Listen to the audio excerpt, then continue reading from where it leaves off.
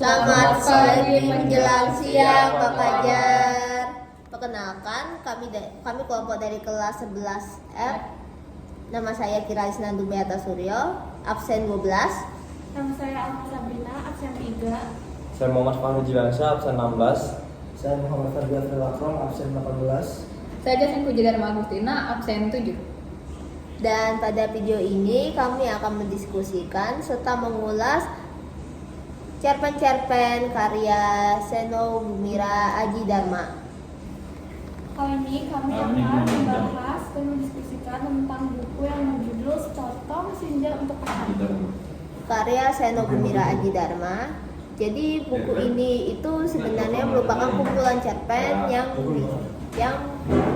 diterbitkan oleh PT Gramedia Pustaka. Dan isinya itu terdiri dari cerpen yang saling berkaitan. Contohnya ada trilogi Alina yang terdiri dari 3 cerpen.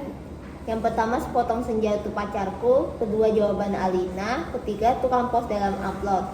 Lalu ada cerpen yang saling berhubungan yaitu Peselancar Agung.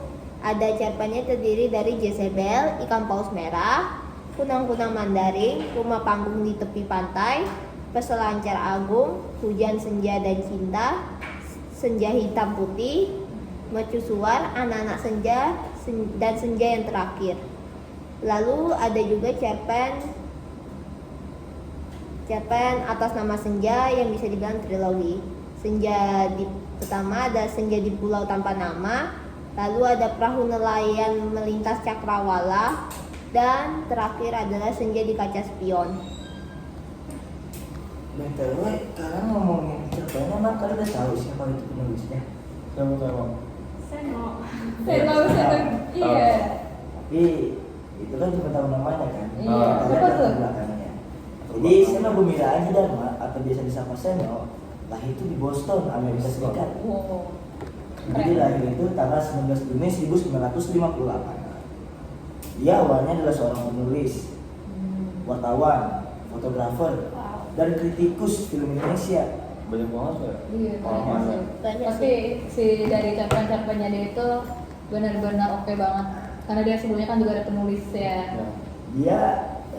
Dia adalah putra dari seorang guru besar Fakultas MIPA Universitas Gadjah Mada, Profesor Dr. MSA Sastro Mijojo. Kayaknya emang ketuaan tuh pinternya. Iya. Dulu memang. Pinter-pinter Emang semua kalau sekolah. orang tuanya pasti anaknya juga pasti pinter. Iya sih. Sekarang Seno menjabat sebagai rektor di Institut Kesenian Jakarta atau IKJ sejak 2016 dan menjadi dosen tetap di Fakultas Film dan Televisi. Sekarang jadi dosen. Cocok sih ya. Cocok. Emang Pantas banget. turun sih emang kayak kalau gitu turun. Iya, Dan bapaknya- bapaknya profesor, anaknya dosen. Seno mempunyai beberapa penghargaan dari karyanya. Salah satunya adalah Sea White Award pada tahun 1987. Dia juga menulis beberapa buku yaitu Atas Nama Malam, Wisang Geni, Samburonan, Biola Tak Berdawai, Negeri Senja, Dilarang Mandi di Kamar Mandi, serta Sepotong Senja Untuk Pacarku. Alasan Seno jadi penulis apa? Seno menjadi seorang seniman karena terinspirasi dari Rendra yang santai, bisa bicara, huru hara, nyentrik, dan rambutnya boleh gondrong. Alasan terakhirnya benar-benar masuk akal kayaknya ya. Ya anak seni pasti. Ini gondrong gitu ya. Banyak mikir. Sudah berabad-abad hikayat Paus Merah tiada terungkap. Sekarang pun tidak boleh jadi terbuka rahasia. Cerita ngilu karena anak panah punya lantaran. Itulah kata-kata pembuka dalam cerpen Ikan Paus Merah. Kami memilih cerpen Ikan Paus Merah karya Seno Bumira Aji Dharma untuk kami ulas. Cerpen ini mengisahkan tentang kemunculan seekor ikan paus merah yang misterius disebut paus merah di laut saat senja. Paus ini berbeda dari paus biasanya karena tubuhnya berwarna merah. Terus katanya kononnya darahnya tuh mengalir dari punggung-punggungnya. Kenapa tuh? Kok bisa merah gitu? Paus merah ini muncul dengan jeritan pilu yang mencerminkan perasaan kesedihan yang mendalam. Terus cerita ini berkembang dari kisah-kisah nelayan dan pelaut yang sering melihat paus merah ini. paus ini muncul, katanya sih mereka tuh merasakan suasana jadi kayak penuh duka, kesedihan, terus takut gitu loh. Iya. Meskipun paus ini memiliki daya tarik sendiri, tapi paus ini tuh adalah makhluk gaib yang hanya muncul untuk membawa pesan emosional. Mereka anggapnya kayak gitu. Jadi tuh mereka tuh nggak nganggep itu paus asli. Tapi itu kayak mengangkat presiden gitu. Berarti orang-orang setempat itu pada nggak mau ketemu sama Iya, pausnya iya, itu iya. dong. Karena Iya sih, menganggap paus ini tuh jadi kayak simbol perasaan gitu. Penghilangan. simbol kehilangan. Dengan menggunakan paus merah sebagai metafora, Sendok Gumiraji Dharma menyampaikan tema tentang kedalaman emosi manusia, khususnya perasaan duka dan keterasingan yang kadang sulit diungkapkan secara langsung yang tadi dibilangkan oleh Alma tuh. Jadi itu kayak simbolik aja sebenarnya ya Ya paus. sebenarnya simbol. Terus tokohnya itu si paus merah ini menjadi karakter utama karena dia penuh simbolisme. Tokoh Ya. lainnya itu ada pelaut sama narator, itu cuma kayak saksi dari kehadiran si Paus merah. paus ini. Terus unsur fisik lainnya adalah alur. Alur. Nah, alur cerpen ini nih, alurnya ini adalah alur maju yang menceritakan kemunculan paus merah dari waktu ke waktu. Jadi step by step gitu. Nah. Jadi enggak Gampang ya berarti iya, kita paham jadi sama kalau kita nih. kita baca cerita yang alur dan maju itu kayak udah kita Gampang ngikutin aja. alur jadi Ikutin aja. nggak terlalu Nggak terlalu banyak Nah, yang kayak mundur banget kan kadang suka bikin susah kita pahami ya. setiap kemunculan paus ini mengungkap lapisan emosi dan pengalaman berbeda yang menjadi cerita rakyat di kalangan pelaut. Ya. Ya sih. Jadi tiap iya kayak pas tadi kita baca kan tiap muncul paus merah tuh kayak ya udah jadi lapisan emosi. Di sini juga latarnya itu di lautan yang luas dan tak berujung, menggambarkan suasana misterius dan magis yang membayangi kisah ini. Oh iya sih. Bener. Terus kalau buat sudut pandangnya menurut kalian sudut pandang apa? Ya orang ketiga ya kalau dilihat-lihat. Iya sih, orang ketiga sih. Kenapa ya? Kenapa? Karena ya kalau orang pertama kayak gini, kalau orang pertama kita kan dibuat-buat, seolah-olah kita bisa merasakan semuanya itu kan. Ah. Biasanya dalam Betul. cerita-cerita yang pakai sudut pandang orang pertama kan selalu ada kata aku Ya. Iya. untuk menunjuk ya tokohnya itu. Kayak waktu itu yang cerpen aku pembunuh Munir kan, itu Oh, kan iya. aku. Iya. Ya. Iya, aku. Berarti dia Itu berarti. POV-nya dari Iya. tiga POV-nya. Kopinya gitu. Kalau gaya bahasanya, Kayak bahasanya sih menurut lu? Lebih puitis sih kayaknya ya nggak sih. Itu dan juga dia banyak mendeskripsikan kayak deskripsi popnya itu warnanya merah gitu kan kita jadi kayak bertanya-tanya. Jadi kesannya Apa nih? Merah nih kenapa nih? Ada apa dengan pohonnya? Jadi kayak ya bisa kita sebutnya metafora. Ya. Iya, metafora. Itu keren banget sih ya. dilanjut. Tadi kan kita udah bahas nih nilai intrinsiknya. Kira-kira kalau misalnya kita bahas nilai ekstrinsiknya itu ada apa? Kalau menurut gue ini ada dua nih. Apa tuh? Yang pasti itu pertama tuh tentang lingkungan. Ya gak sih? Bener. Apa tuh? Kalau dari lingkungan kalau menurut gue tuh itu kayak membahas tentang eksploitasi Nah, hewan gitu kan. Eksploitasi itu kayak kita harus kayak penting menjaga kelestarian alam gitu loh, untuk menghargai keanekaragaman juga. Apalagi di cerita itu tuh kelihatan jelas banget kalau misalkan si pausnya ini tuh di apa sih dipanah bukan ditombak juga tuh. Jadi kayak itu Gimana sih sakit? iya, Iya, sakitnya tuh berabad-abad gitu loh. Sakitnya Jadi kayak ya, kasihan deh. berabad-abad. Gimana kayak berabad-abad itu tuh paus itu tuh merasakan sakit gitu loh. Iya Iya nggak sih. sih. Jadi kelihatan tuh pas apa dia ngeluarin air gitu warnanya merah, itu kelihatan banget Ya, sakitnya. kalau- Sampai meraung-raung nangis gitu sama berabad-abad itu. Kalau moralnya, Itu kayaknya egois nggak sih tentang keserakahan orang-orang gitu. Kayak buat apa dipanah? sama Itu berabad-abad gitu. senja itu si Apa? suka Ah. Oh iya. Suka Iya. sama berarti sama egois gitu ya? Iya nih, Dia melambangkan keegoisan dia cuma manusia. dia ngambil senja buat kepentingan dirinya sendiri. Iya, cuma buat Alina doang ternyata Yang rugi. merugikan semua orang gitu. Ini juga hanya untuk kepentingan sendiri memburu paus ya kan? Iya, Sama-sama buat kita apa sistem laut. ya? Iya sih. Kita nggak percaya sama hewannya. Juga kalau kita lihat di dunia nyata ya, paus itu kan kalau aku pernah dengar di daerah-daerah Nordik gitu kalau nggak salah kan sampai ada daging ikan paus tuh. Iya, mereka makanin dagingnya ya. Sampai kalau nggak salah itu aku pernah baca berita gitu sampai ada hacker itu kayak sekelompok hacker ngekritik pemerintahnya karena paus itu diburu gitu loh.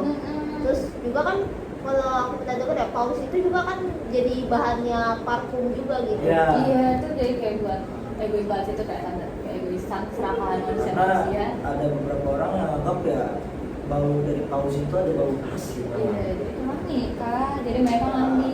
Cuma masalahnya itu kayak kadang nggak dikontrol kayak jumlahnya gitu kuotanya. Jadi mereka memburu secara liar, wah. Ya burunya kayak terlalu serakah gitu. Iya, tanpa mungkin misalkan apa yang mereka Padahal kalau itu misalnya mengganti. bisa kalau mau dipikirin kayak bisa gitu kita bikin peternakan, Budidaya. budidaya, Iya, bukan budidaya. peternakan, kebudidaya. Jadi Budidaya. kita bikin apa penangkaran gitu, paus-paus bikin nanti baru besar baru dilepaskan lagi. Iya, gitu. Ini Kan itu bisa tanggung gitu. jawab, iya. Tuh kalau mau wanginya tuh kayak ngambil sampel aja nggak sih? Terus nanti kita kayak pasin kayak gimana gitu. Pasti ada. Berarti Saino tuh nulis cerita ini karena dia prihatin gak sih sama kondisi? Ya, Iya, bisa, iya. bisa. Masih tahu ke pembaca juga kalau misalkan sekarang itu udah banyak banget eksploitasi yang merugikan kelestarian alam gitu.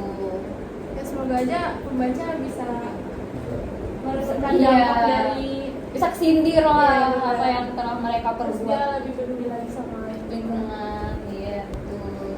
Terus ya selanjutnya juga itu kalau nilai instruksi ya ada juga Ekstrinsi. Apa? Apa nih? Mau baca? instruksi. Ya. Itu Ekstriksi. ya nah sama ngomong instruksi itu kan ada juga faktor lain tuh yang bisa dibilang itu latar belakang penulisnya juga Oh, ya. tuh. Hmm.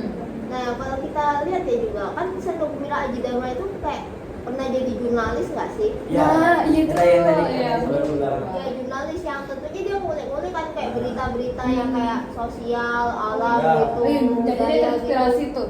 Ya mungkin tadi bisa juga jadi inspirasi. dari pengalamannya sebagai jurnalis mungkin dia terinspirasi gitu dapat jadi ada bahan gitu loh buat jadi tulisannya dia Iya. gitu. ide Idenya berarti pandai jadi jurnalis Jurnalis. ya. Sebenarnya tuh ada kelebihannya nggak sih di cerpen ini? Kelebihan. Penasaran juga ini. Pasti ada lah, pasti ada lah.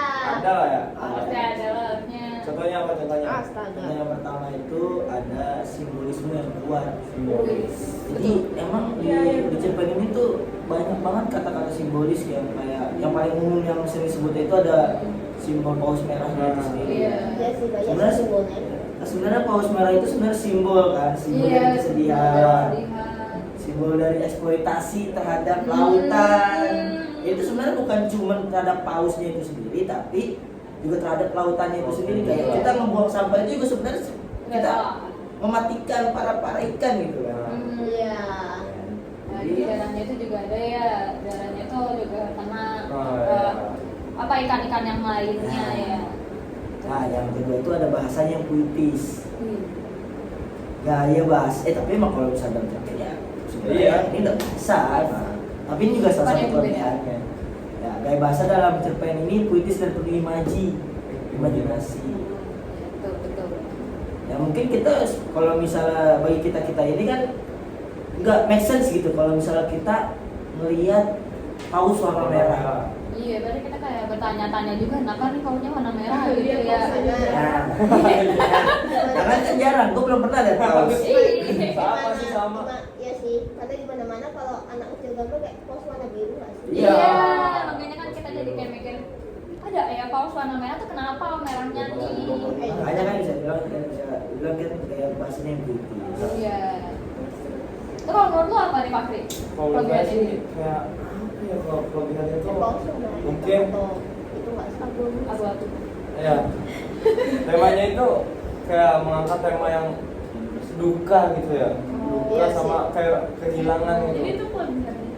Iya kayak Mungkin itu jarang ya cerpen-cerpen yang awalnya tuh duka-duka. iya kayak apalagi membahas tentang lautan gitu, tentang Nah, kayaknya gue ngerti kenapa bisa lu bilang kelebihan. Karena jadi karena temanya itu duka, jadi kayak orang lebih nangkep gampang Ya. gitu Iya, nangkepnya. kesedihan. sesuai dengan temanya gitu Iya, ya.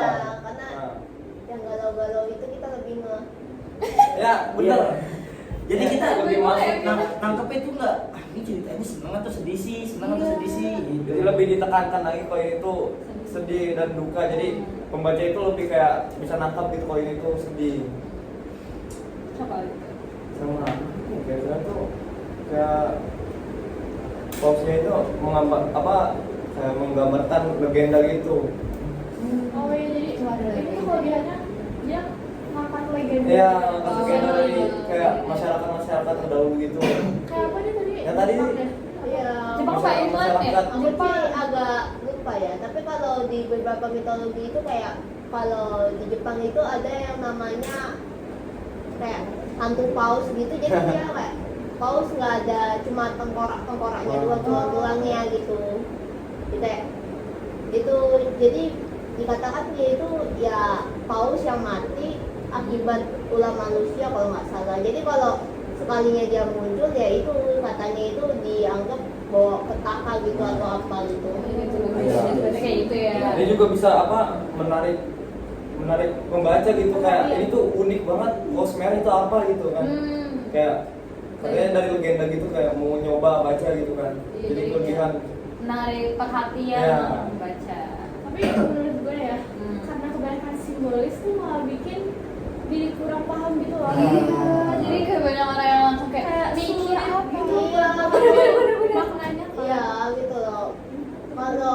Kalau menurut gue ya, kalau orang yang baru pertama kali baca puisi, yang baru tertarik sama buat sastra gitu mungkin Agak susah. kayak agak-agak bingung gitu artinya apa Karena gitu terlalu loh. abstrak gitu kan. Iya, terlalu abstrak juga.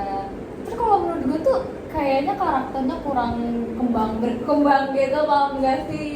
Kenapa ya?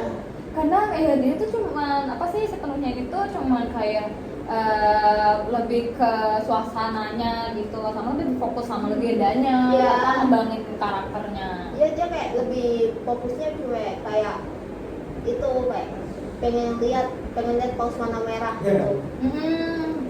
Tuh kritisnya kan.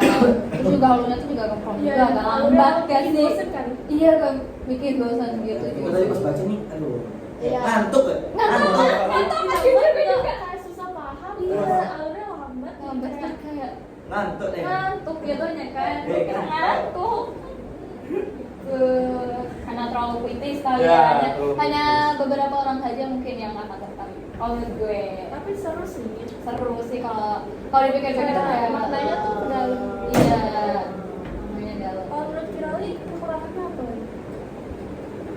Kalau gua lihat ya, maknanya sendiri Nah. agak itu ya, agak harus dipikir-pikir dulu. Jadi kayak lu sekalinya baca nggak langsung kayak ngeh gitu. Ya karena sangat tersirat gitu kan. Iya, Tersirat banget. tersirat. Ditambah kan tadi kan dibilang kan kayak pakai simbol-simbol gitu. Iya. Nah ya itu yang bikin agak maknanya juga itu kayak itu agak harus pikir-pikir dulu lah. Mungkin kayak tau kan kalian harus baca berkali-kali biar baru ngeh gitu benang dia kayak Benang merahnya. dia kayak benang merahnya saling terhubung gitu loh. Jadi secara keseluruhan cerpen ini tuh sebenarnya kaya akan makna kan. Sama kelebihannya terletak pada kemampuannya mengangkat emosi duka dengan cara yang unik dan Iya. Dari kalau dilihat dari 1 sampai 10 menurut kalian berapa nih? Kawan. Cerpennya. Iya, cerpennya. Tujuh Sama setengah. bukunya juga nggak apa-apa nih, bukunya kalian kan udah melihat. Kalau cerpen yang paus merah itu sendiri, gue kasih 7,5. 7,5 ya. Ya. Ya, 7,5. gue suka menjadi 8. Kalau gua itu masih Bingung. itu ya, masih ya bingung juga sih. Soalnya kalau dari segi cerita ya agak-agak itu enggak sih. Bagus sih kayak dia ngangkat-ngangkat kayak budaya gitu sama isu-isu kayak alam-alam gitu yang berkaitan sama eksploitasi hewan gitu itu kan kayak isu yang bisa dibilang sama masyarakat kayak kenal cuma juga kayak agak masyarakat lupain gitu loh. Iya, kan juga. Benar-benar. Ya, jadi kalau menurut gua itu sih dari segi alur cerita udah kayak bagus juga, meskipun ya maknanya agak itu agak harus mikir dulu, diskusiin dulu juga. Ya kita saling mungkin 8 lah kalau kata gua. 8/10. Kalau menurut gue sih 7,7 lah ya. Soalnya Nice. jujur ya. Kalau Nah, misalkan dari angkanya aneh tuh 7,7. Kenapa? Gak ada. Gak Gak apa-apa. maksud, karena menurut gue tuh apa sih namanya, maknanya itu bagus dan mengangkat yang sosial kan, isu sosial yang sekarang terjadi. Cuman ya itu kekurangannya, itu alurnya terlalu lambat, jadi kayak mungkin kita baru baca itu kayak ngantuk ya, mungkin yang nggak terbiasa tuh bakal jadi ngantuk, terus kayak bosen. Jadi Ya, gue sih. kayak 7,7 deh kayaknya. Ya sih, jadi kayaknya kayak terkesan drama nggak sih? Kayak gua kan yang kayak misalnya gua baru-baru baca cerpen ya. Ya. Gua kalau misalnya baca cerpen yang kayak tadi tuh kayak Ngantuk, ngantuk. iya, Tapi emang makanya. walaupun emang ceritanya bagus, alur ceritanya bagus, kayak latar belakang juga bagus, tetap aja kayak ngantuk. Ngantuk. Kata-kata ngantuk. Jadi itu 7,7. Lu gimana kok? Gue sih 8, kurangnya itu kayak harus dibaca-baca lagi sih. Ya, Gue paham tuh deh. sampai Karena berapa kali kita baca ya jarang gitu. baca, guys. Iya, Aduh. jarang baca. Cuman gue itu pas baca cerpen itu pas disuruh Pak Fajar doang sih. Kalau misalkan nggak disuruh nggak bakal baca. Kayak ini tuh membangkitkan kita mau belajar baca gitu kan. Iya. Terima kasih Pak Fajar. Terima Terima kasih Pak Fajar. Mas. Iya. Sekian dari kita. Terima kasih ya untuk yang sudah mendengarkan dan membaca. Kurang lebihnya kami ucapkan maaf dan terima kasih. Ya. Assalamualaikum warahmatullahi